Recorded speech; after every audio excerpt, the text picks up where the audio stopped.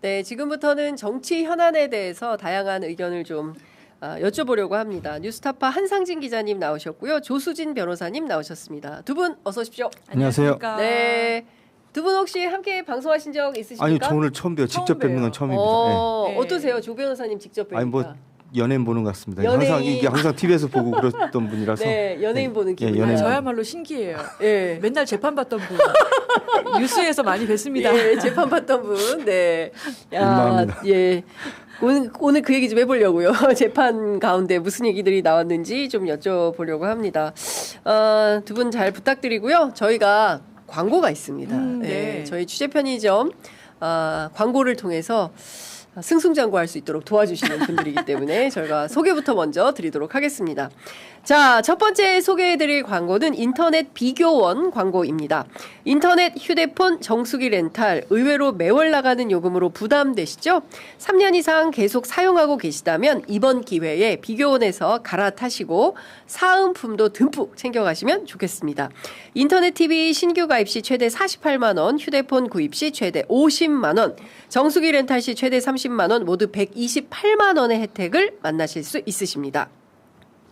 여기에다가 쓰던 폰 그대로 통신사만 변경하셔도 최대 30만 원 혜택 받으실 수도 있으십니다. 만약 현금 사은품 혜택을 원하지 않을 경우에는 55인치 삼성 텔레비전으로 선택하셔서 받으실 수도 있습니다. 그리고 요 대목이 중요합니다, 여러분. 지원금이 타사보다 적다. 딴 데 가니까 128만 원보다 더 주던데 요거 신고하시면 차액의 120%를 보장해드리는 비교원 보장제도 현재 실시하고 있습니다. 그러니까 적다. 바로바로 신고하셔서 차액의 120%도 보장받으시기 바랍니다. 그리고 개인정보 보안도 철저해서 지금까지 단 한 건의 보안사고도 없었다는 점 말씀드리고요. 무려 8억 원 이상 보증보험에 가입되어 있어요. 그러니까 그 어떤 사고에도 여러분들이 보상받을 수 있다라는 말씀도 드립니다. 인터넷 TV, 휴대폰, 정수기 비교는 비교원에서 하시고요. 전화 상담은 1670-2571, 1670-2571 또는 검색창에 비교원을 검색하시고 상담 신청하시면 좋겠습니다. 어떻게 조 변호사님 인터넷 바꿀 때 안 되셨습니까?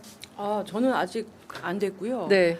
그래도 좋은 제품 있으면 바꾸겠죠. 네. 바꿔야죠. 인터넷 비교원. 여기서 바꾸시기 바랍니다. 128만 원 아무데나 드리는 게 아니기 때문에 바꿔보시기 바랍니다. 자, 두 번째 소개해드릴 광고는 한상진 기자가 벌써 다 썼대요. 그만큼 상품으로 입증하는 거다라는 말씀 드리면서 시작하겠습니다. 자, 이번에 소개할 제품은 가려움 완화제 글루타셀 스프레이입니다.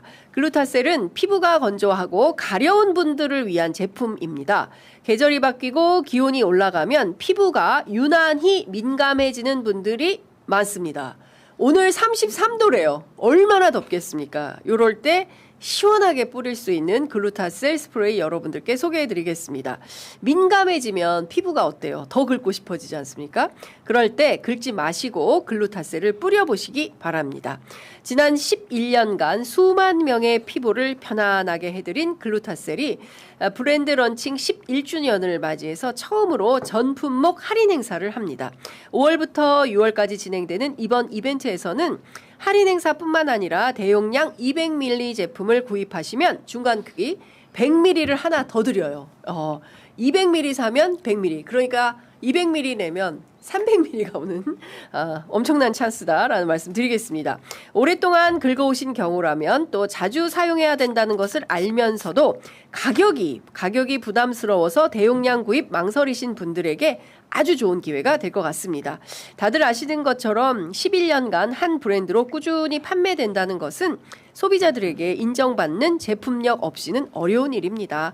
피부가 민감하신 분들은 전국에 있는 글루타셀 취급 약국이나 인터넷에서 과학적으로 개발된 글루타셀을 찾아보시기 바랍니다. 어떠세요? 뿌렸어요. 저희가 좋아합니다. 김희애가 됐어. 저희 좋아해요. 배우 김희애 씨 물광 피부. 놓치지 않을 예. 제가 말씀드렸잖아요. 제가 이게 두 개를 풀어보세요. 샘플로 짠 거를 풀어보세요.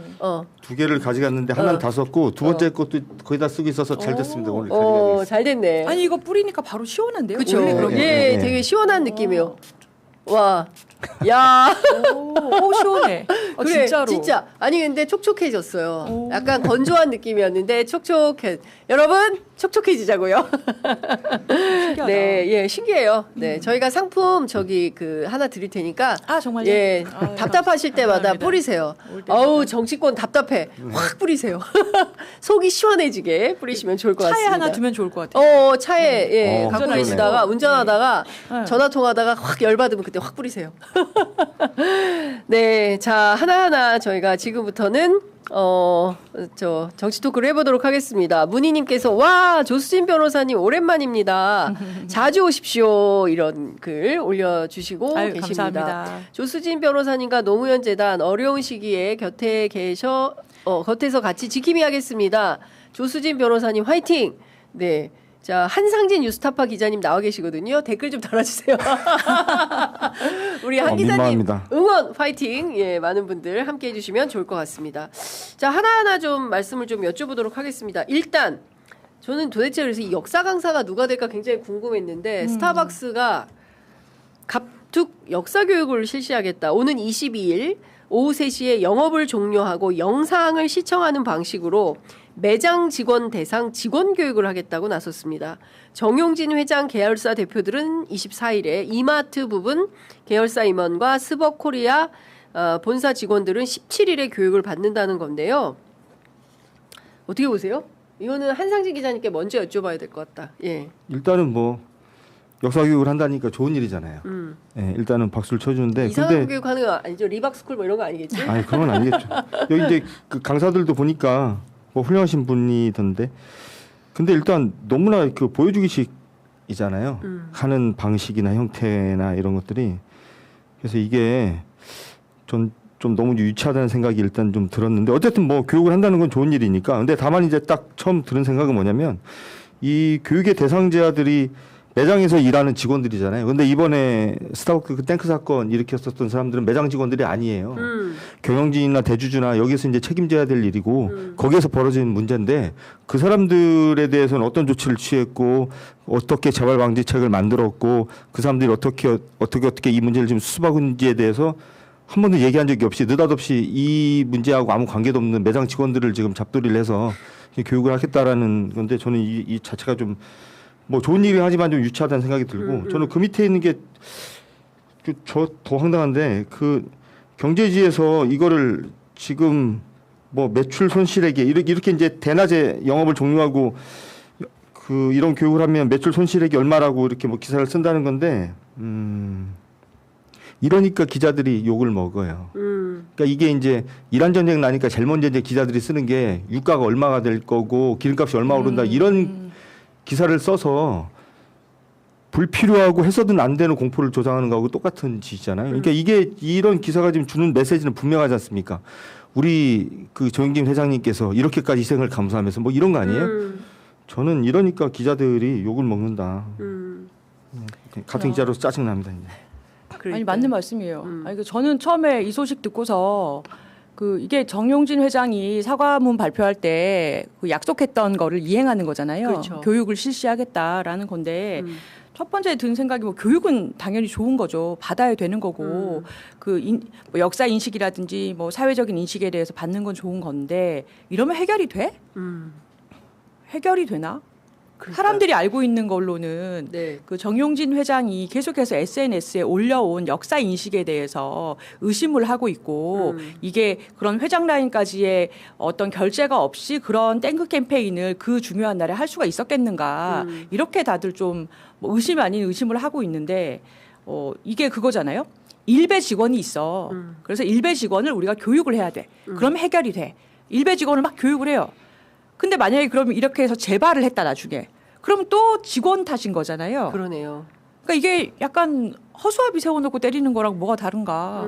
사실 이래갖고 해결이 되나? 네. 좀 이런 생각 드네요. 그 댓글창에도 그런 의견이 있습니다. 개혁가자님께서 책임전가 태도 언어가 문제인데 소비자 니들이 불매하면 직원들이 고생한다. 뭐 이런 식의 태도 아니냐라는 비판인 것 같습니다.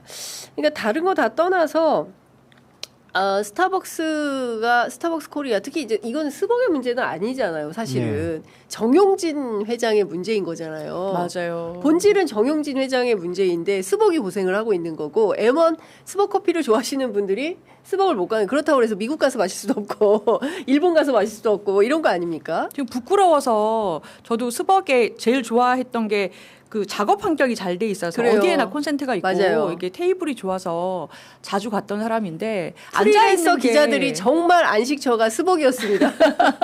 올해 원고 써도 아무도 뭐라 하는 사람 없고. 맞아요. 근데 가서 앉아 있는 게 부끄러워서 내가 그런 역사 인식에 그 회장의 역사 인식에 동의한다는 거 같아가지고 갈 수가 없어요. 그러니까요.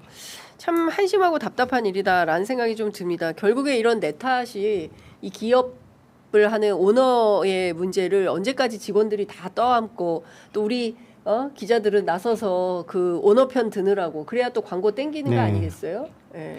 어쨌든 저는 이거 보니까 이 신세계 그리고 정영진 회장의 인식 수준이 얼마나 유치한지를 한눈에 알 것 같고 특히 이제 언론의 문제 이거는 그러니까 이런 일이 벌어질 때 이 사람들이 이렇게 한 번씩 이렇게 욕하고 이제 지나가는데 이런 거 잊으면 안 돼요. 계속 이렇게 쌓아놔야 됩니다. 그러니까요. 그러니까 언론이 언론답지 못하고 또 검찰이 검찰답지 못하고 해서 대한민국이 이렇게 된 거 아닌가 싶어서요. 그 막중한 책임감을 느끼는 차원에서 이것 좀 여쭤보도록 하겠습니다. 자, 우리 한상진 기자 지난주에 윤석열 명예훼손 사건 공판에 이제 출석을 하시느라고 네. 취재 편의점도 못 오시고 그러셨어요. 네. 다른 방송에서는 이제 수차 말씀을 좀 하셨지만 이 사건으로 아직도 재판을 받고 있는 기자가 있어?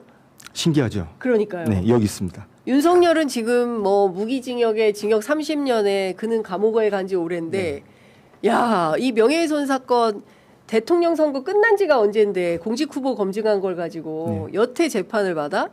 제가 아까 뵙자마자 그랬어요. 아직도 재판받고 있었어요? 1년 다 돼가더라고요. 아니요, 1년이 아니라 재판 받은 지 2024년부터. 예, 2년 다 돼가요. 2년. 예, 그 2년 다 돼가더라고요. 맞아요. 예. 그래서 제가 얼만큼 진행됐나 여쭤봤어요. 근데 아직도 그 검찰이 원래 증인을 118명을 신문하겠다라고 말을 한 다음에 주요 증인이라고 16명을 신청했대요. 그러면 16명을 만약에 재판할 거면 뭐 월요일이나 이렇게 재판 없는 날을 딱 잡아서 그날 재판이 원래 없거든요. 그래서 국민참여재판도 그날 하고 4명씩 세트로 묶어가지고 한 번에 4명씩 이렇게 실시를 하면 넉 달이면 사실 끝나요. 일반 재판 그렇게 합니다. 근데 아직 그 16명도 다 못했다고 하더라고요. 증인신문을. 그러면 118명이면 언제까지 하는 거예요, 이거를? 뭐 기약이 없고요. 하여튼 뭐 저는 이제 그 조 변호사님 말씀하셨던 것처럼 아니 그 재판이 지금도 진행되고 그러면 제가 상처를 받아요. 이게 왜 그러냐면 그런 질문을 하도 많이 받으니까 제가 이제 처음에는 아유 저희 재판이 뭐 이런 식으로 가면 1심 재판 나오는데 1심 결과 나오는데 앞으로 4, 5년 걸립니다 이렇게 얘기를 했는데 하다 보니까 내가 참 처량하다는 생각이 좀 들어요. 근데 그래도 이제 얘기를 안 할 수가 없는데 어쨌든 저희 재판은 뭐 단순합니다. 제가 쓴 20대 대선 3일 전에 제가 쓴 기사 한 건을 가지고 수사가 이루어졌고 그 수사도 그냥 수사가 아니라 서울중앙지검 특수부 검사 10여 명이 달라들어서 특별수사본부를 꾸려서 시작이 됐고 국민의힘에서는 이 사건 관련자인 뉴스타파 기자 저를 포함해서 뉴스타파 기자들을 사형에 처해야 된다고 그 난리를 쳤었고 그리고 한 1년 정도 수사를 한 다음에 저희를 이제 기소를 했어요. 그래서 이제 재판이 시작이 됐는데 지금 그 재판이 2년째 다 돼가고 있는데 조 변호사님 말씀대로 검찰이 얘기했었던 전체적인 증인은 고사하고 핵심 증인이라고 했었던 사람 중에 한 절반 정도밖에는 지금 증인신문을 못한 상태고 나머지 재판은 어디까지 가야 될지 지금 뭐 언제까지 가야 될지 지금 기약도 할 수 없는 그런 재판이 지금 매주 이제 2주에 한 번씩 지금 진행이 되고 있습니다. 그런데 이제 근데 이게 사실상 제 입장에서는 매주예요. 왜 그러냐면 저희 뉴스타파의 기자 3명이 기소가 됐잖아요. 네. 저하고 김영진 전 대표하고 봉지욱 기자 이렇게 기소가 됐는데 또 봉지욱 기자 재판은 또 따로 떼가지고 따로 돌고 있어요. 그것도 참 이상해요. 네, 이상한데 그게 그래서 제 재판 이번 주 있고 그다음 주 재판 지우기 재판 있고 그다음 주 재판 제가 있어서 제 입장에서는 재판을 매주 하는 느낌이죠. 그래서 저는 이제 법정에 매주 가야 되는 거예요. 아니 근데 기자가 그렇게 재판을 다니면 일상이 됩니까? 다른 기사를 쓸 수가 있어요? 취재 보도하고? 그러니까 미치죠. 그러니까 이게 뭐 모르는 분들은 또 재판 뭐 하루인데 뭐 그날 가다 오면 되는 거 아니야 이렇게 그렇게 얘기하겠지만 안 돼요. 그렇게 안 되죠. 왜냐 예를 들어서 만약에 뭐 A라는 사람을 증인으로 불러. 그래서 이 사람한테 뭘 물어봐야 될지 이런 거를 저희 변호인들하고 또 계속 또 소통하면서 또 짜고 예상 질문도 짜고 그리고 예상 답변도 생각을 해보고 그럼 또 어떻게 질문할지 또 생각을 해보고 또 필요하면 공동 피고인들 있잖아요. 또 변호인들끼리 또 자기들끼리 또 조율을 또 해야 되잖아. 이거를 또 이거 변호인들끼리 한다 그래서 또 피고인이 제가 아무것도 안 하는지 또 그러지도 않아요. 또 뭔가 계속 해야 될 일이 있고 네. 이러다 보면 일주일 금방금방 가요. 그렇죠. 그냥. 그러니까 저도 사실은 이제 박상용 검사 그 울산지검 하여튼 사건이 있어가지고 저도 그 재판을 이제 받고 있는데 또 공교롭게도 또 항소를 하셨어요. 저희가 사실은 다 이제 기각을 했는데 재판부가 그래서 항소심 재판을 또 다시 시작을 해야 되는데 정말 간단한 사건이거든요. 네. 저희는 그 박상용 검사 제가 지금 처음 얘기하는 거예요. 이름을 한 번도 그날 이제 인터뷰에서 얘기한 적이 없어요.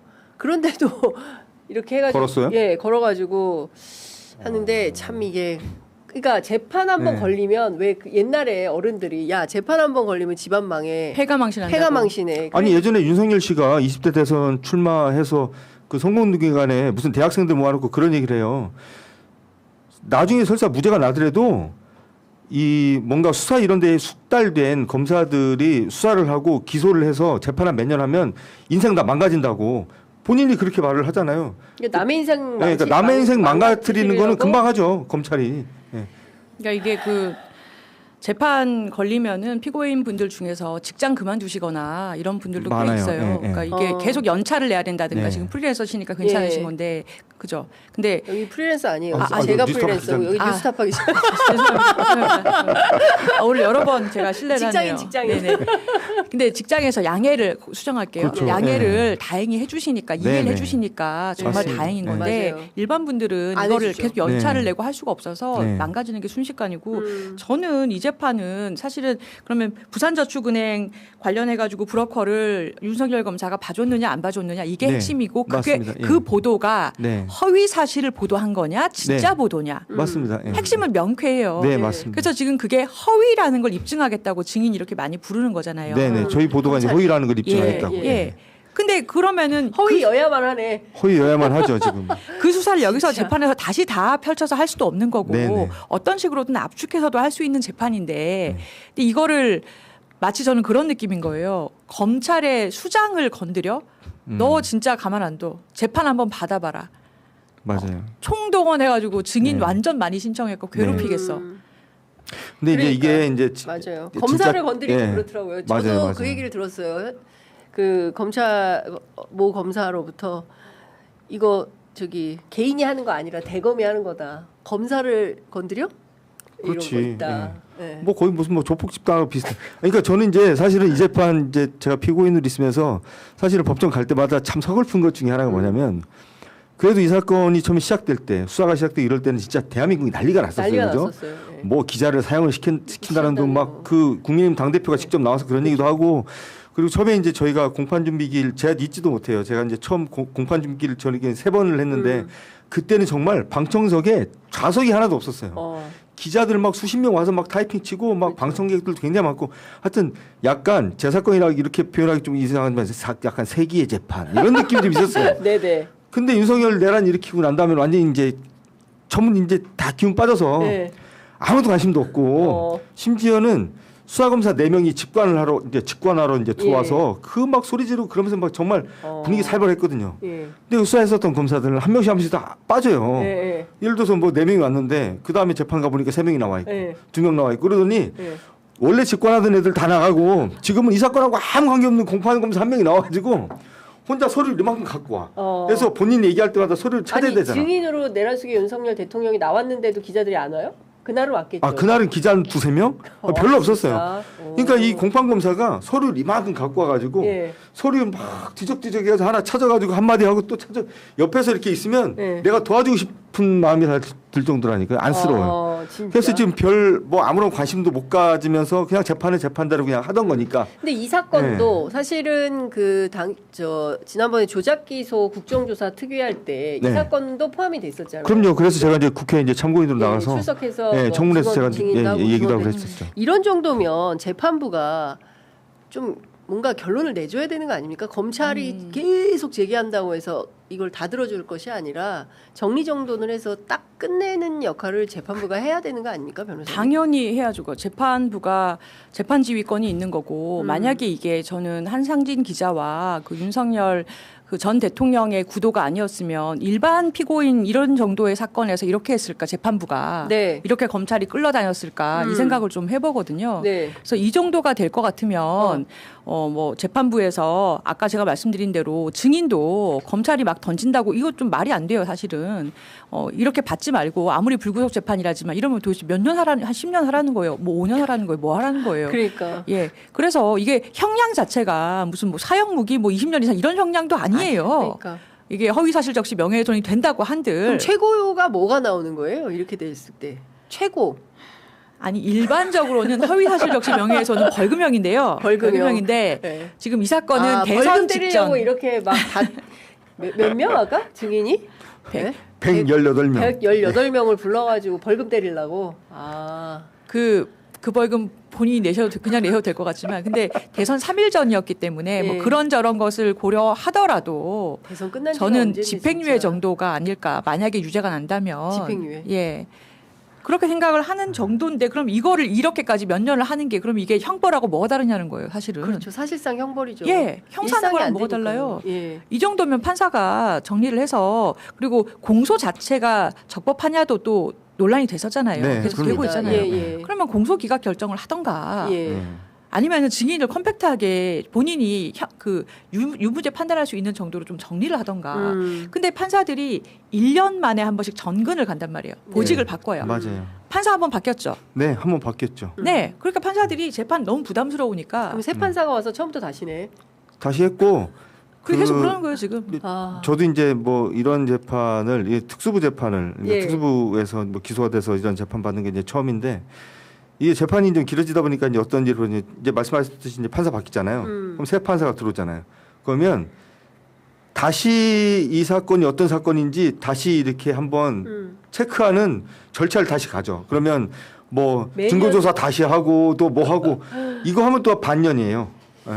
너무나 소모적이고 이런 재판을 계속 이어간다는 것 자체가 국력의 낭비다. 그 판사님도 중요한 사건 해야죠. 네. 그렇지 맞습니다. 않습니까? 예. 중요한 사건이 얼마나 많을 텐데 맞습니다. 그걸 다 놔두고 한상진 벌금 주려고 이렇게 길게 재판을 합니까? 하여튼 사법부의 현명한 판단을 기다리도록 하고요. 그 선거법 위반 사건도 하고 있죠, 윤석열. 요거는 좀 큰 것 같아요. 네, 이 사건은 뭐 저는 사실은 이제 제가 기사를 썼던 것이 결국에는 이 사건의 본질이어서 제가 이제 제 사건이기도 해서 제가 이제 이 사건을 챙기게 됐는데 이게 이제 이제 뭐 정리해서 말씀드리면 20대 대선 당시에 대통령 후보였던 윤석열 씨가 선거운동 과정에서 있었던 온갖 얘기들 중에 허위사실 2가지를 딱 찍어서 김건희 특검이 기소한 사건입니다. 그래서 네. 이제 그 첫 번째는 건진법자 전성배를 수도 없이 만나놓고 안 만난 적이 없다. 그러니까, 거짓말. 그리고 김건희 씨와 같이 만나놓고 만난 적이 없다라고 이제 거짓말 친 거. 예. 그리고 두 번째는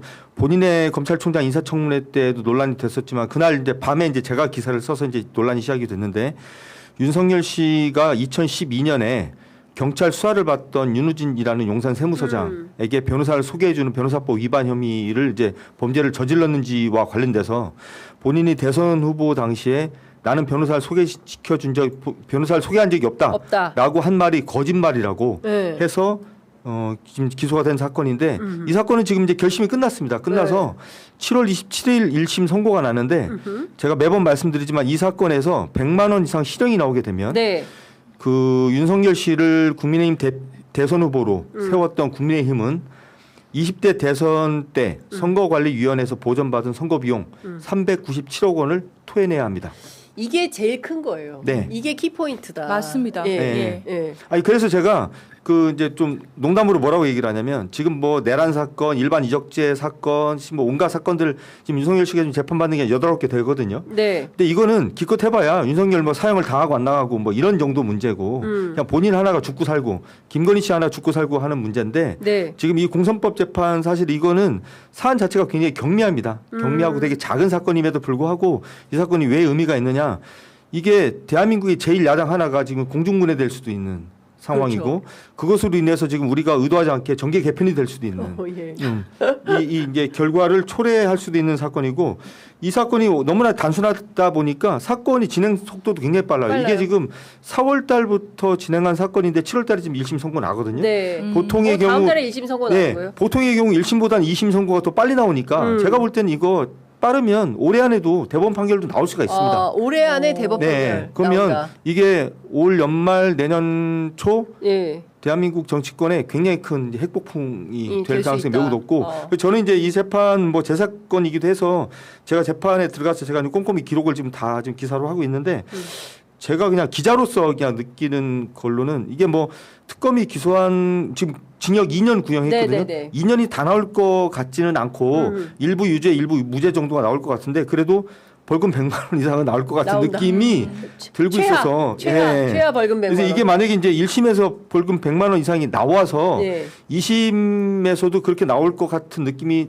들기만 하면 예. 아마 저 이권 집단인 국민의힘은 분명히 아마 내부적으로 난리가 분열을 시작할 나겠죠. 거다 아마 예. 난리가 날 거다 그런 생각이 좀 그러면 듭니다. 국민의힘은 만약에 그렇게 되면은 진짜 엑소시스트가 시작이 되고 네. 진짜 당 없어질 수도 있죠. 네. 아니 저게 돈을 안 토해내는 방법이 하나 있긴 있대요. 그 이제 정당을 해산하면 된답니다. 그러니까 이 대선 후보를 윤석열 씨 대선 후보로 냈던 정당 자체가 소멸이 되면 네. 이 돈을 낼 주체가 없어지니까 뭐 어쨌든 제가 이제 여러 법조인들이 주변에 법조인들이 돈 안 내려고 정당 해산까지. 근데 저는 국민의힘은 그런 짓 하고도 나올 정당이라고 저는 봐요. 이게 법리적으로는요. 예. 만약에 내가 회사 세웠는데 그 예. 회사가 빚이 많아요. 못 갚아요. 그러면은 왜 회생 파산하잖아요. 그렇죠. 예. 그거랑 똑같은 예, 비슷한 거죠. 논리예요. 예, 예. 회생 파산. 그리고 다른 이름으로 예. 당 하나 맞습니다. 다시 만들면 되는데 이것도 문제가 뭐냐면 다른- 이런 얘기하니까 재밌네요. 재밌네. 예, 상상이지만 참 고소하네요. 근데 이렇게 되면 만약에 다른 당으로 이름 바꿔서 다시 다 그 사람들 모이면 네. 이게 이제 문제가 돼요. 똑같은 그렇죠. 당 아니냐 실질적으로. 그렇죠. 니네가 내라 쫓아온단 말이에요. 네, 그렇죠. 그러니까 다 모이면 안 돼요 또. 네.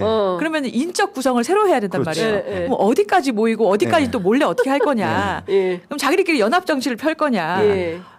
이런 판이 재밌네. 되는 예. 거죠. 그래서 제가 이제 뭐 가끔 이제 이런 자리에서 막 사람들이 장동영 물러나라 막 얘기를 하잖아요. 아유 그런 얘기 할 필요 없어요. 그냥 이 재판 열심히 보시면 돼요. 이 재판 보고 그러면은 이제 다음 간판은 오세훈 한동훈 뭐 이렇게 갈 수도 있겠네요. 그래서 지금 이게 아마 이제 저는 뭐 어쨌든 국민의힘 쪽 내부 상황을 좀 체크는 안 해봤지만 네. 아마 이 재판 결과를 저만큼이나 간절히 같은 눈으로 기다리는 바라보는 사람들이 꽤 많을 것 같다. 느낌 나네. 예. 예. 그러니까 자기가 국민의힘을 바꾸고 싶고 깨고 싶긴 한데 그럴 만한 힘도 없고 능력이 없는 사람들이 얼마나 간절하게 이 재판 결과를 바라고 있을까. 어쩌면 제 마음과 한동훈 씨의 마음이 같을 수도 있다.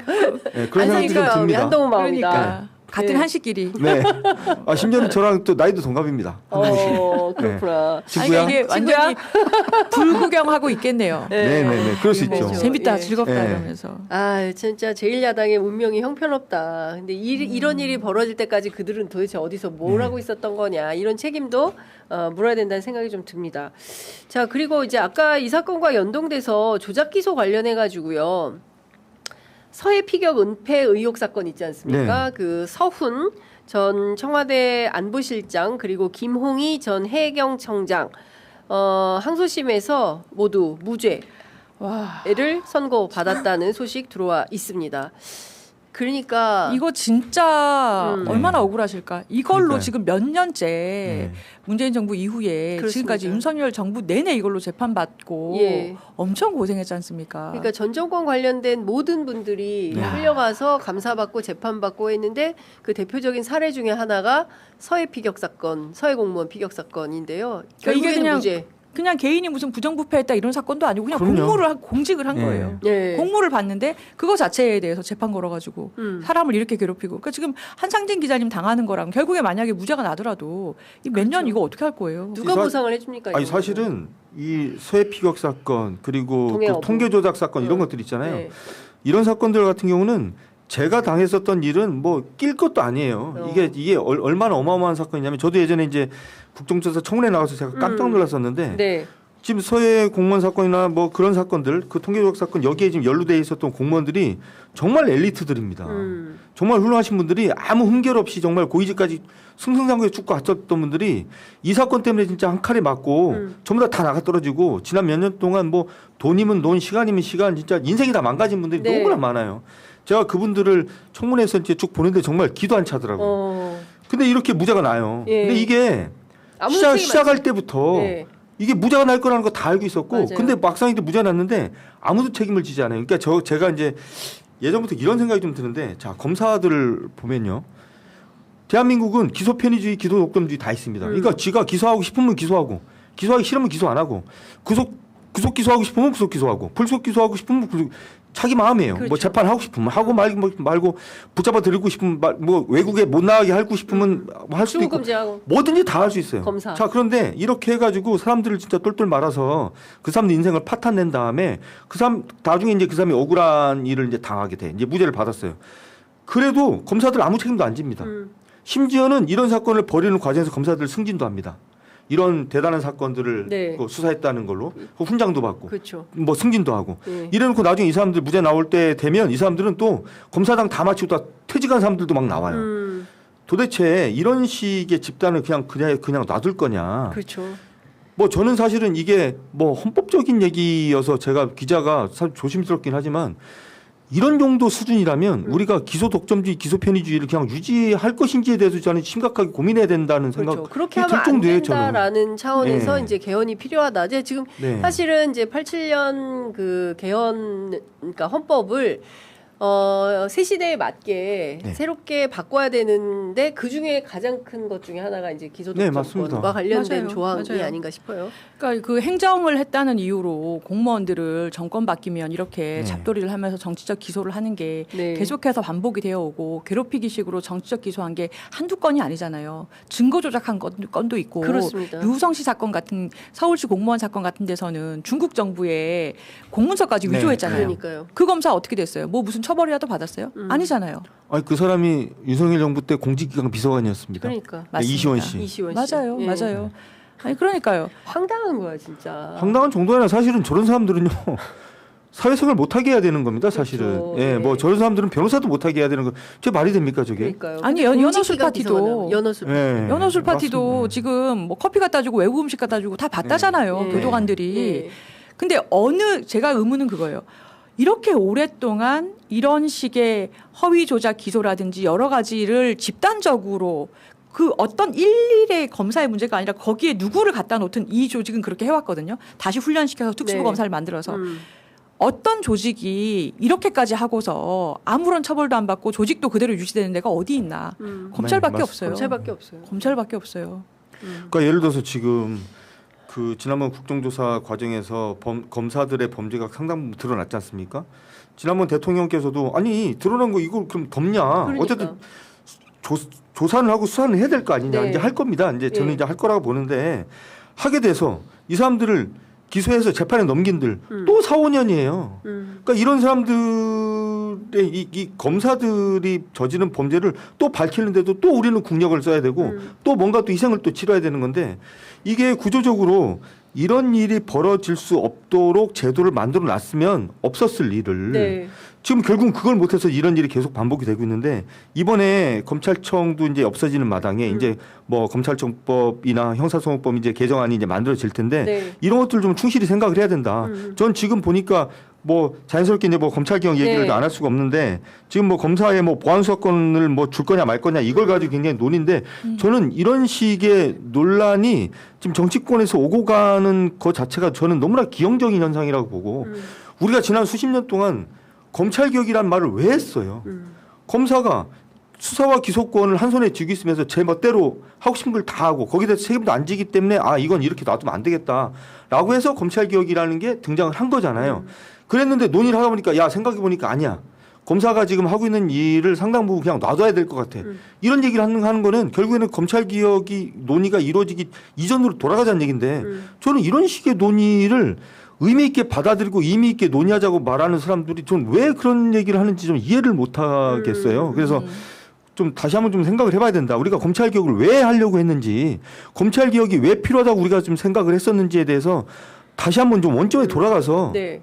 흔들리지 말고 그쵸. 원칙이 흔들리면 안 되는 거예요. 맞습니다. 예. 사실 이제 그 저희 한인섭 교수님께서 네. 저희 프로그램에 출연하셔서 이제 원포인트로 보안 수사권을 줄 거냐 말 거냐 아니면 보안 수사 요구권을 줄 거냐 뭐 요걸 가지고 이제 약간 협약화시켜서 논의를 하는데 그게 아니라 어떻게 하면 국민의 인권 침해가 없는 형사소송법 그러니까 형사소송 체계를 만들 거냐 이제 여기에 포커스를 맞추고 논의를 해야 된다. 그래서 해야 될 게 너무나 많다는 거예요. 맞아요. 예, 맞아요. 그 변호사님 너무 잘 아실 것 같아서 설명을 좀 해주시면 좋을 것 같습니다. 그러니까 형사소송법이 지금까지는 그 우리가 범죄자를 다룬다는 그런 이유로 교도소 인권이 거의 조명을 못 받는 것처럼 네. 굉장히 사실은 민사소송하고 다르게 일방적이고 배려 없이 네. 이것도 사실은 근데 관점을 바꿔야 되는 게 어떻게 보면 국민에 대한 사법 서비스거든요. CCTV를 가려서 처벌받아야 되는 사람은 맞는지 보고 처벌을 얼마큼 받아야 되는지를 정하는 시스템이에요. 말하자면. 네. 사법 시스템을 해주는 건데 그 부분에 대해서 이 경찰이나 옛날에 제가 20년 전에 변호사 처음 시작했을 때는 때렸습니다. 네. 법정 같은 걸로 야 이 자식아 이런 식으로. 저 수사받으러 제 의뢰인 모시고 가면 네. 진짜로 그 때려요? 변호사 없이 조사받는 그런 뭐 일명 잡범이라고 하죠. 그런 사람들 이렇게 법전으로 막 이렇게 머리 때리고 이랬어요 경찰들이. 그리고 나중에 검사실 갔을 때도 다 묶어서 도망갈까봐 예. 묶어서 묶인 상태로 이렇게 조사받고 어. 변호사하고 접견실도 없고 그런 야만의 시절이 불과 20년 전에 있었어요. 그 저 변호사님 오래되지도 않았고 20년 됐는데 그 변호사하고의 접견실도 없어가지고 그냥 구석탱이에서 접견하고. 근데 지금까지 계속 개선을 해왔는데 지금 이 검사들이 정치적으로 기소하는 것뿐만 아니라 기소권하고 수사권을 다 가지고 있는 데서 오는 이 사람들 공포감이 엄청나요. 검사한테 잘 보여야 된다고 생각해요. 기본적으로. 왜냐하면 이 사람한테 수사받고 이 사람이 기소하면 나는 1심, 2심, 3심 몇 년 동안 재판받아야 되고 사업하는 사람들 망할 수도 있어요. 망하죠. 예. 네. 그래서 검사가 이렇게 하면서 아유 이쯤 되면 뭐 요거 인정하고 그럼 내가 이거 떼드리고 왜냐하면 자기가 기소권이 있으니까요. 죄가 1, 2, 3이 있어도 3은 떼준다는 거예요. 지난번에 남욱 변호사도 그랬던 거 아닙니까? 애들 똑같아요. 사진 보여주면서. 네. 네. 뭐 이런 회유했던 거잖아요. 그러면 없는 말도 사람이 막 지어냅니다. 네. 공범에 예, 대해서도 예. 그러고. 그러니까 이게 굉장히 기형적인 거예요. 이런 관점에서 정치적인 유불리를 떠나서 네. 검사가 지나치게 권한을 가지고서 비대해져서 그래서 어디 가서 내가 누군지 알아가 나오는 거잖아요.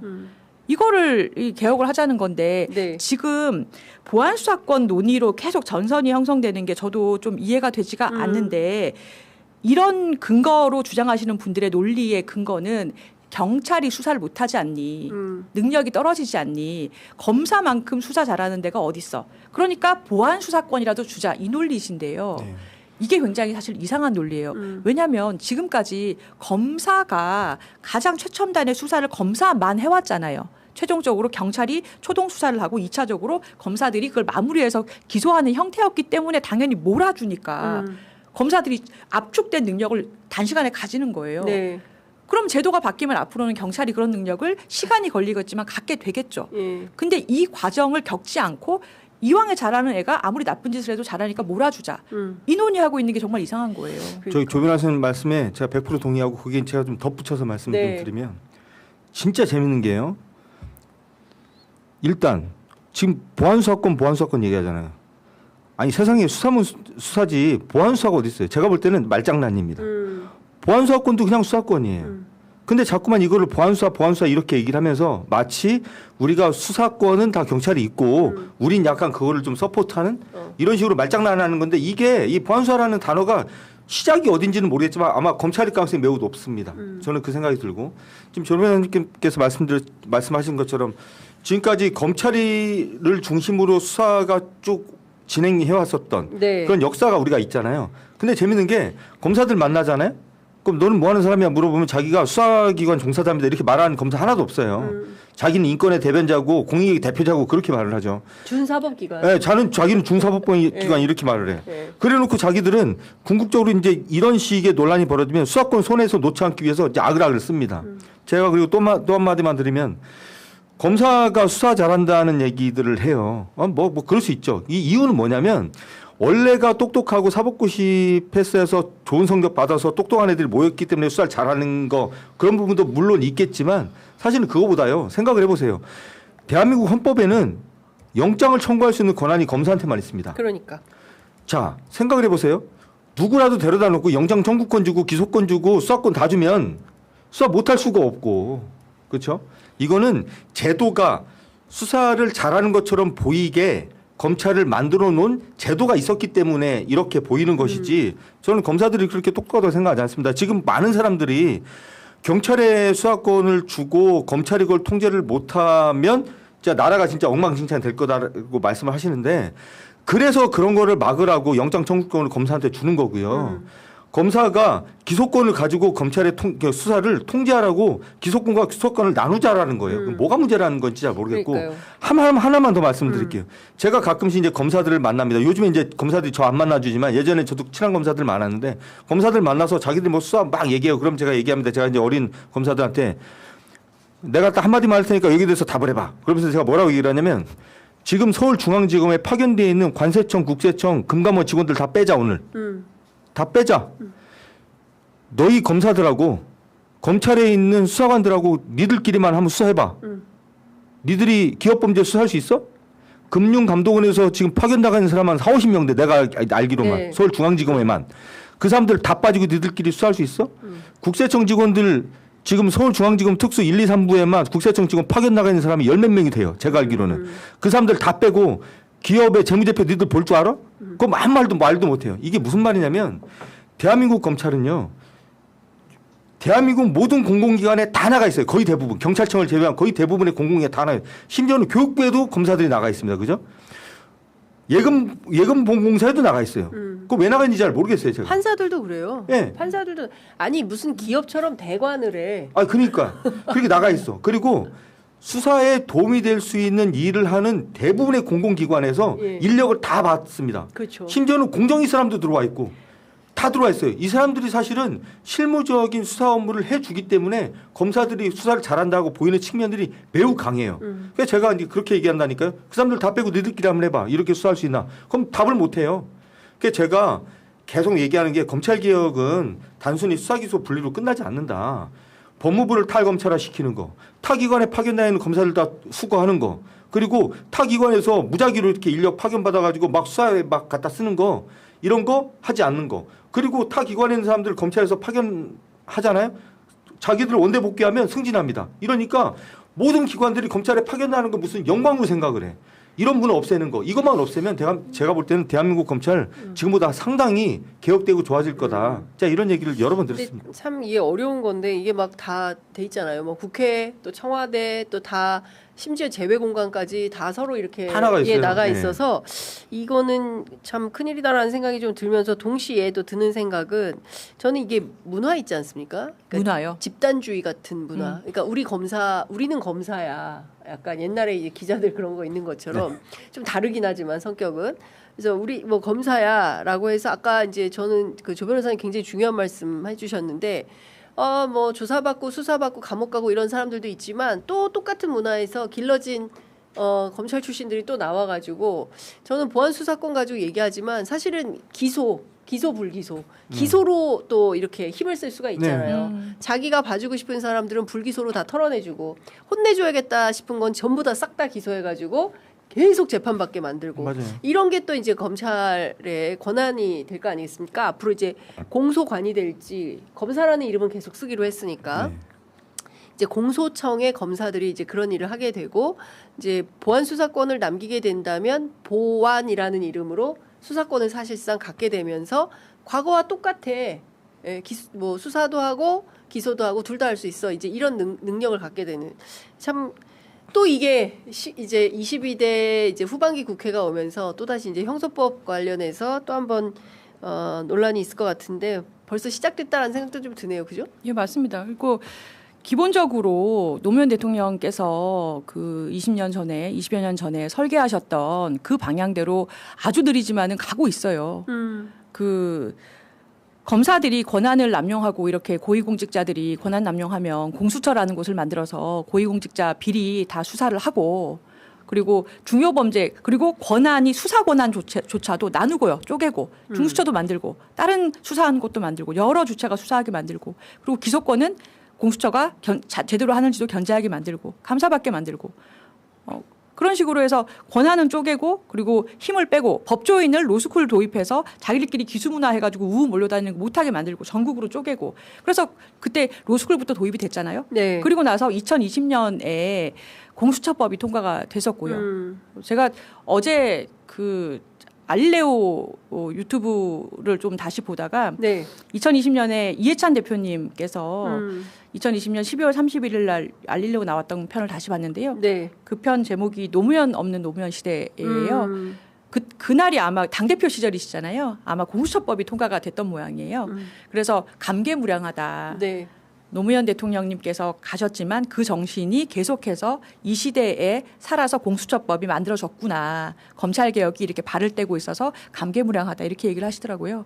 그러니까 그때 시작된 검찰개혁 지금도 계속 하고 있고 전쟁은 계속 되는 거고 네. 이번 본회의에서 형사소송법 이제 전면 개정안도 막 시민사회도 내놓고 하지 않았습니까? 네. 그래서 계속 가는 겁니다. 그 보안수사권이라는 걸 보면 지금 너무 이 얘기 너무 오래 하는 거 아니야? 국민 여러분들이 보실 때는 좀 피곤해. 저거 그냥 주면 안 돼. 아니면 뭐 안 주면 안 돼. 이러실 수 있어요. 네네네. 근데 이렇게 긴 싸움에서 하나의 점인데 요거 이겨야 됩니다. 네, 이 하나의 점을 이겨야 된다. 아니 갑자기 또 알릴레오 말씀하시니까 네. 우리 또 유시민 상임 고문께서 저 어제 너무 또 마음 아파요. 근데 앞으로 그 저기 메시지를 간략한 뭐 메시지를 내셨던데 뭐 이렇게 보니까 앞으로 제가 할 비평 활동 때문에 노무현 재단이 혹시 겪게 될지도 모를 어려움을 예방하기 위해서 일단 해촉을 요청한다라는 말씀을 주셨습니다. 앞으로 비평가로서 역할을 적극적으로 하시게 되시나 보죠. 네, 그 메시지가 저는 두 개로 읽어졌는데요. 네. 지금 하나는 좀 본인이 지금의 이 돌아가는 상황에 대해서 특히 이제 뭐 민주당 상황도 있겠고요. 그리고 어떤 뭐 국정 운영 부분도 있겠고요. 그러니까 지금 온라인상을 중심으로 해가지고 여러 가지 이제 활동들이 있잖아요. 거기 대해서 지금은 가끔 왜 뭐 매불쇼 한번 나오시고 뭐 가끔 뉴스공장 한번 나와서 한 번씩 중요할 때마다 방향에 대해서 비평을 했었잖아요. 근데 그걸 좀 더 강한 어조로 더 분량을 늘려서 좀 본격적으로 하겠다라는 메시지로 저는 좀 생각을 했습니다. 그만큼 지금 상황을 우리 민주진보 진영 전체의 좀 위기 상황이다 이렇게 진단을 하고 계시는 것 같습니다. 예. 그래서 아마 좀 더 센 비평, 좀 더 많은 양의 비평으로 지금 상황에 대해서 우리 진영이 어디로 나아가야 되는 것인가, 네. 우리가 누구와 어디로 같이 갈 것인가, 그리고 민주당이 어쨌거나 제일 당이고 여당이고 제일 많기 때문에 민주당은 그러면 어떤 방향으로 가야 되는 것인가에 대해서 좀 여러 가지 말씀을 하시지 않을까, 저는 그렇게 생각을 했고요. 저는 좀 마음이 아팠던 거는 굉장히 많은 이제 비판이나 문매를 막 사람들이 지금 이제 들고 있잖아요, 벌써. 지금까지도 계속해서 굉장한 정도의 뭐 말씀만 하면 비판이나 비평의 이제 중심에 있었고, 안 그러셔도 되는 분이 다시 또 등판을 하셨구나. 지금 어른들이 많이 안 계시다 보니까 본인이 나서야 되는 때라고 판단을 하신 것 같다. 저는 좀 약간 그런 생각이 조금 들었고요. 그게 하나가 있고, 또 하나는 이제 곽상원 의원께서 이제 재단 전체 유튜브 분량의 68% 말씀을 하시면서 이게 특정인이 이제 지나치게 많이 나오는 것에 대해서 그러면 이것이 대통령님의 유지를 기리는 그러한 채널이 맞느냐. 제가 또 진행자이기 때문에 그 부분을 말씀을 하셨어요. 근데 유시민 작가님 뭐 그 메시지에는 그런 말은 전혀 없으시지만 저는 그런 말까지 들으면서 방송을 하실 분은 아니잖아요. 사실 그럴 필요가 뭐 있습니까? 본인도 지금까지 이제 본인이 원래 다른 방송이나 이런 데서 받는 그런 거에 비해서 굉장히 사실 전직 이사장이시기 때문에 헌신봉사 하시는 마음으로 아마 이제 많은 시간을 써서 하셨을 텐데 그게 좀 마음이 아프더라고요. 어떻게 됐든 국민들이 보시기에는 재단 내부 사람들끼리의 어떤 이렇게 분쟁으로 보일 텐데 참 송구하고 죄송하다는 생각도 했고요. 그리고 재단이 좀 더 겸손한 마음으로 잘해야겠다 이런 생각도 했어요. 근데 그 말씀은 좀 드리고 싶어요. 그 유족분에 대해서 저희가 예우를 갖추고 당연히 존중하고 그 뜻을 가장 최우선으로 삼아야 되는 건 맞고요. 근데 의견이 다른 부분은 말씀을 드려야 되잖아요. 그래서 알릴레오라는 방송이 지금까지 그 내용을 보시면 다 검찰개혁, 언론개혁, 그리고 살아있는 깨어있는 시민에 대한 민주주의, 그리고 자주국방 외교 다 그 내용입니다. 그게 아까 이해찬 대표님께서 얘기하셨던 것처럼 노무현 없는 노무현 시대를 만들기 위한 방송이잖아요. 그렇다면 이것은 저도 그렇게 말씀하시면 그 논리에 따르면 68%의 저가 나와요. 그럼 이거는 노무현 방송인가 조수진 방송인가? 당연히 노무현 방송이죠. 그래서 좀 보시는 관점을 조금 이제 다르게 하는 게 맞지 않나? 좀 그런 생각은 많이 좀 어제 이런저런 생각해봤습니다. 저도 이제 7년 동안 진행한 알릴레오라는 프로그램이 없어졌고 해가지고 지난 프로를 이렇게 보면서 저도 뭐라도 좀 말씀을 애청자분들께 올려야 되지 않나 생각을 하다가 뭐 이런저런 생각해봤습니다. 아유, 오늘 취재 편의점에서 좀 그 길게 말씀을 해주셔가지고 인용 보도가 많이 될 것 같다라는 생각이 좀 들었습니다. 그 어떻게 들으셨습니까? 사실 저는 그냥 뭐 뉴스 나오는 거 정도로만 봤는데 제가 뭐 이런 얘기를 할 주제가 되는지 모르겠는데 노무현 재단은 공적 자산이잖아요. 가족 기업이 아니고 뭐 유가족들의 뜻이나 생각이 매우 중요하겠지만 저는 이번이 처음이 아닌 걸로 제가 기억이 되거든요. 그 가족들이 이렇게 노무현 재단에 대해서 이러쿵저러쿵 얘기를 하게 되는 게 근데 이게 그냥 공적 자산이면 공적 자산답게 그냥 운영하시는 분들 그리고 운영하시는 분들 다 굉장히 다 명망 있고 다 훌륭하신 분들인데 그냥 좀 놔둬 보시지라는 생각이 솔직히 좀 들고 그 노무현 대통령 아드님이신 그 노건호 씨가 쓴 글이 있던데 제가 좀 봤는데 굉장히 뭐 내용 자체는 좀 모호하지만 굉장히 경계하는 듯한 글이어서 그나마 좀 다행인 것 같다. 뭐 좀 다른 분하고 좀 다르네 이런 느낌을 좀 받았습니다. 잠깐 읽어드릴까요? 그 유시민 장관은 정치적 노선을 떠나서 귀중한 지식인이다. 그리고 노무현 재단은 시민의 것이다. 이런 입장을 이제 노건호 씨가 밝혔습니다. 유족의 재단 참여 문제는 재단 설립 초기부터 개인적으로 반대했고 앞으로도 같은 입장을 견지할 생각이다라고 밝히고요. 아버님의 정치적 유산은 혈연 관계의 유족이 아닌 시민들과 정치적 동지들이 물려받고 지켜나가야 한다는 신념은 확고하다. 우리 사회 민주화의 미래 기반을 뿌리부터 훼손하려는 상징 투쟁의 주요 대상물로 고인이 표적화돼 있다라고 밝히고 비록 지금은 다소 소란스럽고 보고 싶지 않은 여러 가지 충돌을 보게 됐지만 굳건히 깃발을 움켜쥐고 재단과 함께 해주시기를 부탁드린다. 이런 입장을 밝혔습니다. 요 입장에 동의하신다는 얘기죠? 바람직한 자세인 것 같다는 생각이 좀 들었습니다. 읽으면서. 그러니까 아버님 많이 닮으셨어요. 아드님이. 네. 키만 더 큰 키만 더 큰 노 대통령님 예. 같은. 예. 하여간 최근에 이제 여러 가지로 이제 지방선거 이후에 후폭풍이 어마어마한 것 같습니다. 이제 그 문제도 조금 살포시 다뤄보려고 하는데요. 뒤로 갈수록 조금 더 어려워지죠. 어떻게 보십니까? 지금 민주당 상황에서 저는 다른 거 다 떠나서 너무 이게 그 갈등 양상이 이제 첨예하게 대립되는 것 같고 또 특히 이제 정청래 대표의 거취를 둘러싼 뭐 이러저러한 입장들이 갈라지고 있어서 어떻게 보십니까? 어제 박지원 의원은 SBS 라디오에 출연해서 정청래 대표한테 모든 책임을 지고 사퇴하는 게 옳은 태도다. 앞서도 말씀드렸지만 한민수 비서실장은 당분간 그만둘 생각은 없는 것 같다라는 게 이제 전해졌습니다. 그러니까 유럽 순방 끝나기 전에 거취 표명은 없다. 이제 이런 건데요. 어떻게 보세요, 조수진 변호사님? 참. 근데 지금 우선적으로 그 당대표 선거를 앞둔 그냥 지선이 아니고 당대표 선거를 앞둔 시점이다 보니까 누가 어떤 말씀을 하셔도 이것이 약간 어떤 특정 후보를 지지하기 위한 발언 아닌가? 그게 본인의 어떤 세를 위한 거 아닌가? 이렇게 의심을 다 받으시는 것 같아요. 그러다 보니까 좀 선거 평가에 대해서도 왜곡된 평가가 좀 이루어지고 그래서 제대로 분석이 안 되는 것 같다 이런 좀 안타까운 마음이 좀 있고요.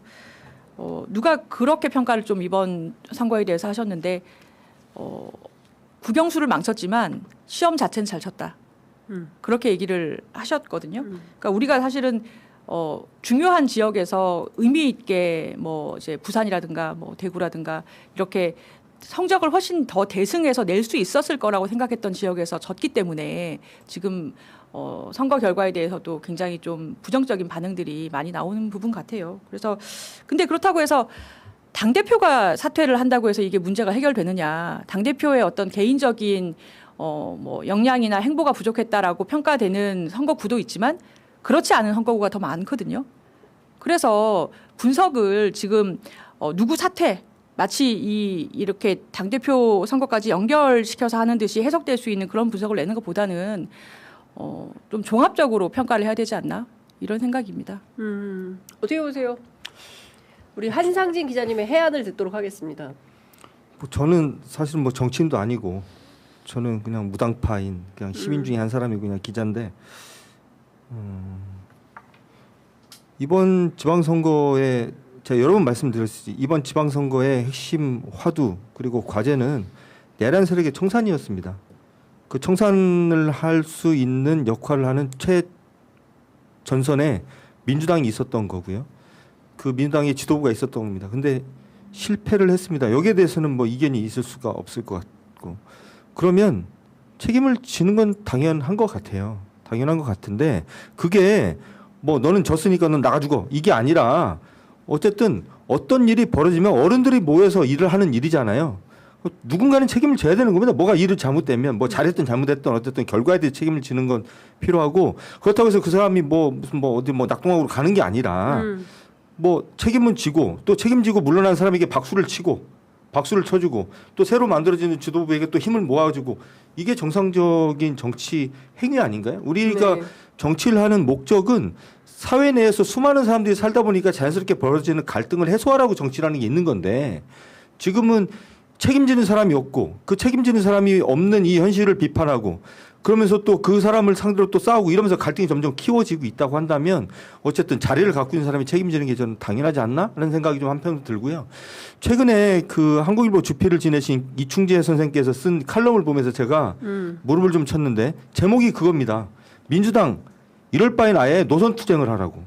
그런 제목을 쓰셨는데 저는 이 제목이 굉장히 중의적이잖아요. 네. 그러니까 이제 약간의 민주당에 대한 조롱도 좀 섞여 있어요. 그러니까 이렇게 사람을 가지고 선거를 가지고 이제 자리를 갖고 싸우지 말고 아예 대한민국의 미래, 그래 민주당의 앞으로의 나아갈 바에 대해서 좀 생산적인 논쟁을 해라. 네. 이런 의미를 갖고 있어요. 그리고 이제 내용을 보면 과거에 민주당이 노선 투쟁을 치열하게 겪을 때 사람들은 그 싸움이 지겹다고 생각을 했지만 그 싸움을 피하진 않았다. 그리고 그 싸움이 결국에는 우리 사회의 자양분이 됐고 그게 쌓이고 쌓여서 지금 이재명 정부를 만들었다고 자기는 본다. 근데 지금은 자리 다툼으로밖에 안 보인다.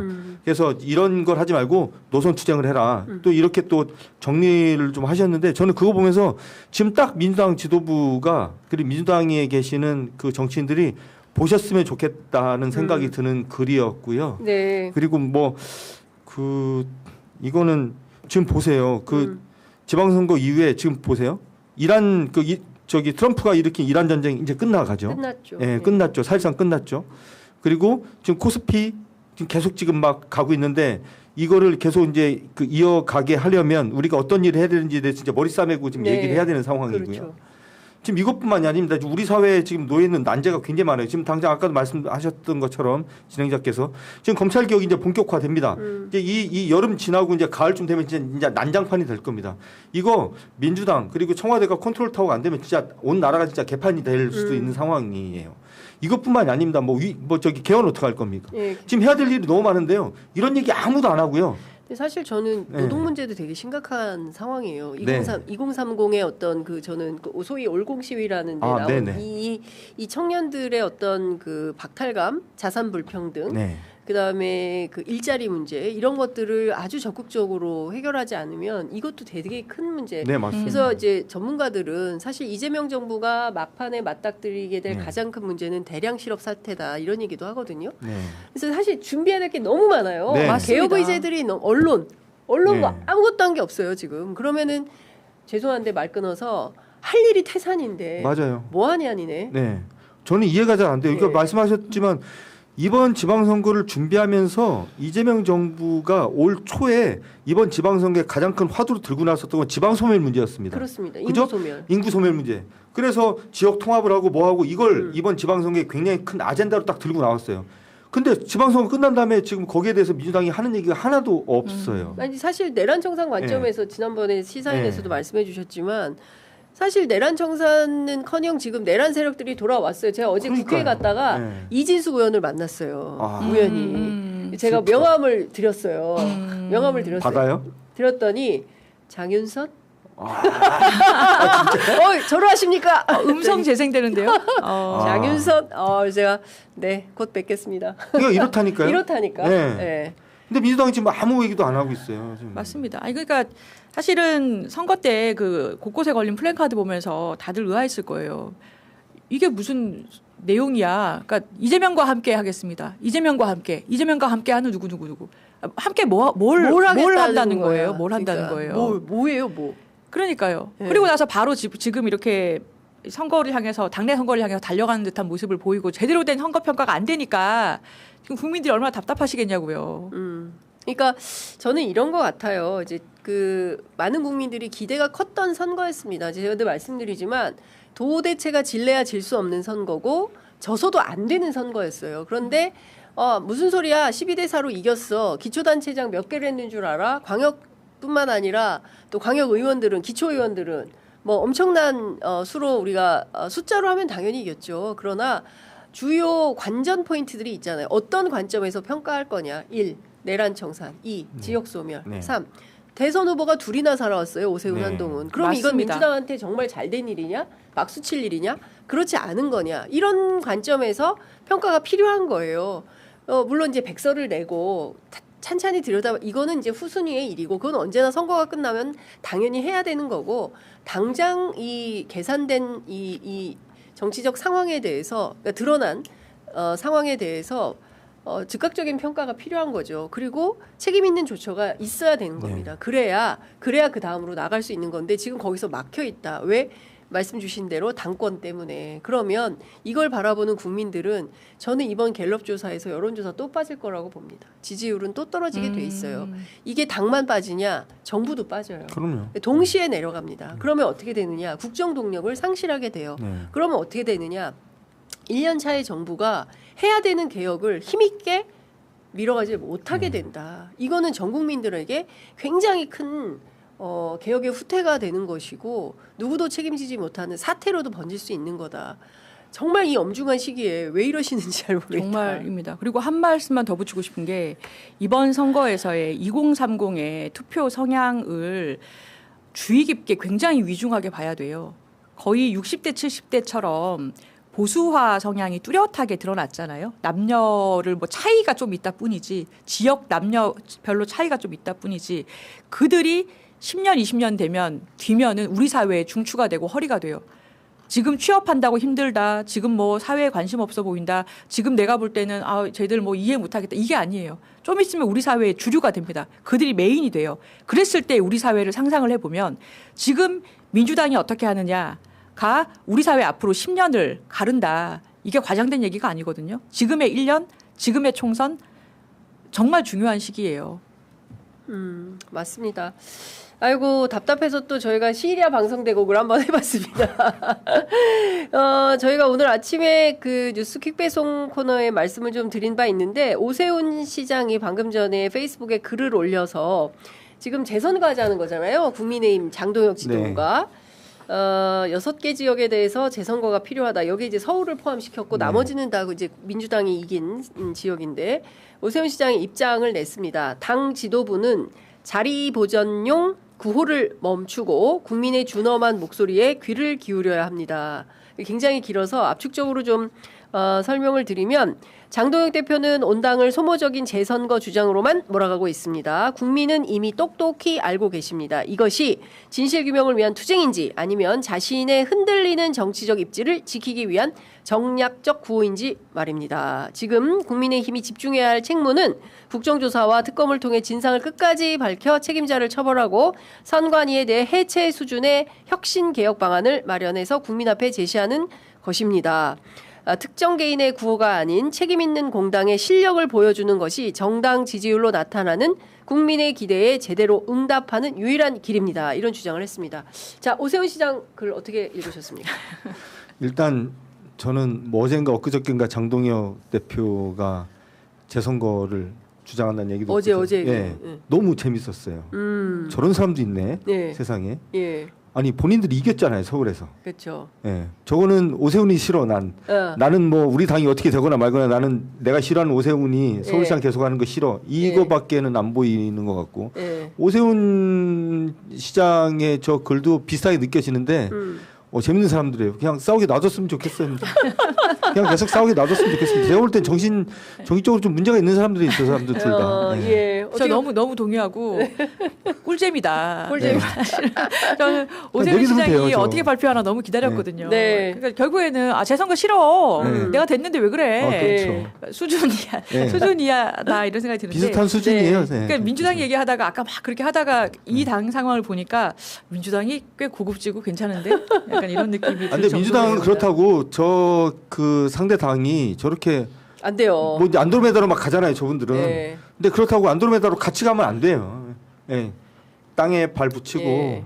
정상적으로 그러니까 돌아가야죠. 정확하게 원래 했어야 되는 두 명 당 대표, 야당 제1야당 대표와 서울시장 당선인 정도 되면 하셔야 되는 논쟁이 뭐냐면 일부 지역에서는 정말로 참정권이 훼손이 그렇죠. 됐다. 예, 예. 그러면 책임자 처벌 문제도 제기를 하셔야 되고 국정조사 그렇죠. 어떻게 하자는 계획도 네. 내셔야 되고 또 하나가 일부 지역에서는 정말로 순위가 바뀌었을 수 있어요. 네, 그럼요. 비례대표라든지 아니면 구의원이라든지 송파구에서 이렇게 네네네. 일정 부분에서 실제로 선거 결과 들으면서 투표하신 분들이 있잖아요. 그렇죠. 그러면 그 문제를 어떻게 할 거냐의 방법을 놓고 네. 논쟁을 하셔야죠. 그게 진상조사요. 맞죠. 예. 맞습니다. 사실관계가 뭔지를 정확하게 따질 수 있는 가장 효과적인 방법이 뭔지를 생각을 네. 해야 되고 그래서 필요하면 재선거를 예. 하자든가 말자든가 그렇죠. 그렇게 이제 그 논리적으로 다음에 나와야 될 얘기예요. 그런 그렇죠. 얘기인 거죠. 예. 그러니까 뒷단 얘기가 지금 앞단에 나와서 지금 얘기를 하니까 코미디처럼 보인다. 거예요. 예. 우리 조 변호사님께서 말씀하신 맥락은 이를테면 이제 국민의힘에 이제 뭐 저렇게 하고 있으니 그 민주당이 뭐 환영할 일이다 이게 아니라 좀 황당하기도 하고 한편으로는 또 더불어민주당이 조금 더 정교하게 그리고 민주당은 국민의힘하고 비교할 수 없을 정도의 저력이 있는 정당이고 대한민국 민주주의를 지킨 정당이잖아요. 그래야죠. 역사와 맞습니다. 전통을 자랑. 저쪽 완전히 이제 기득권 사실 이해 집단 극우화 돼버렸잖아요. 아니 저는 저긴 장동혁 지금 대표는 그럴 수 있는데 어떻게 지도부가 다 같이 의결을 할 수가 있을까? 아니, 저긴 깜짝 지금 놀랐어요. 내란 세력의 반개 집단입니다. 맞습니다. 저는 뭐 예, 정치 비교할 수가 집단으로서는 없다. 용납하면 안 된다고 생각하는 그렇습니다. 집단이라서. 예. 아유 갈 길이 멉니다, 여러분. 네, 오늘도 저희가 무려 12분이나 넘게 정치 토론을 해봤는데 여러분들 어떻게 유쾌하게 들으셨습니까? 날도 더운데 시원하게 여러분 마지막에 글루타셀 쫙 뿌리시고 어지러운 마음을 정돈하시면 좋을 것 같습니다. 자, 두 분 말씀 오늘 정말 잘 들었습니다. 아유, 정말 알토란 같은 두 분 말씀 정말 감사합니다. 자, 다음 주에 또 뵙겠습니다. 고맙습니다. 감사합니다. 고맙습니다.